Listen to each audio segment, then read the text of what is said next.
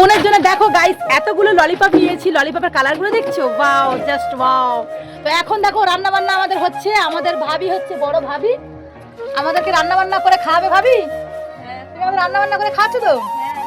তো এটা আমাদের বড় ভাবি, আর আজ থেকে আমাদের একটা ছোট ভাবি এসছে গাইস, সেই জন্য আমার ছোট ভাইয়ের আজকে বিয়ে।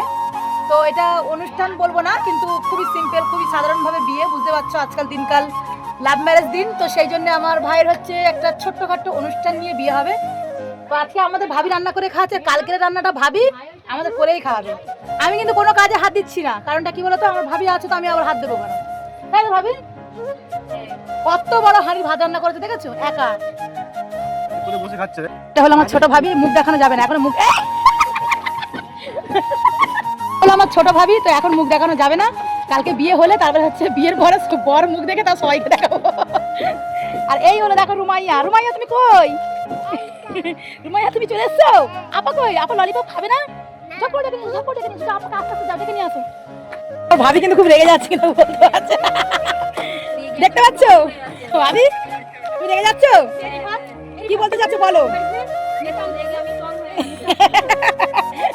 রেগে তুমি টং হয়ে যাচ্ছ? জেলে 3টে ললিপপ, ঠিক আছে? তো অত দূর যেতে হবে না, আসো আসো আসো, একটা একটা করে নিয়ে নাও। ঠিক আছে রুমাইয়া। তো গাইস 3জনকে 3টে ললিপপ দিয়ে দিলাম। এইদিকে তাকাও, রুমাইয়া, রিফাত, তিশা। তো গাইস দেখো দুষ্টু সোনা, দুষ্টু সোনার বোন, সবাই মিলে খুব মজা করছে মামার বিয়েতে।